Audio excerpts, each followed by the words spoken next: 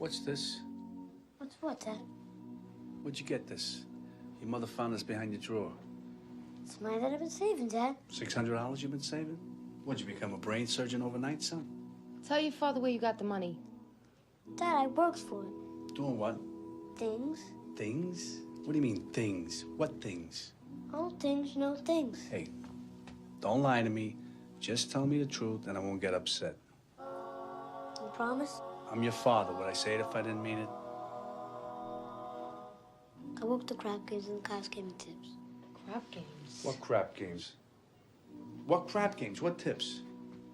What crap games? I told you I wasn't gonna get upset, Dad. I lied. Now tell me everything. I told you I worked for Sonny and he gave me tips. I knew it.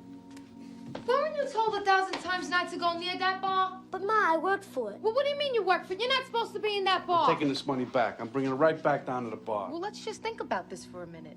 What do you mean think about? What are you talking about? Well, I mean, we could use the money. It's like here to do something, Bear. We could use it, man. We already have it. Point. You know where this money comes from. I don't want it to have that kind of Just money. listen to me for a minute. Let's just think about this. That's it. Come on. Wait a minute. Oh. Listen to me.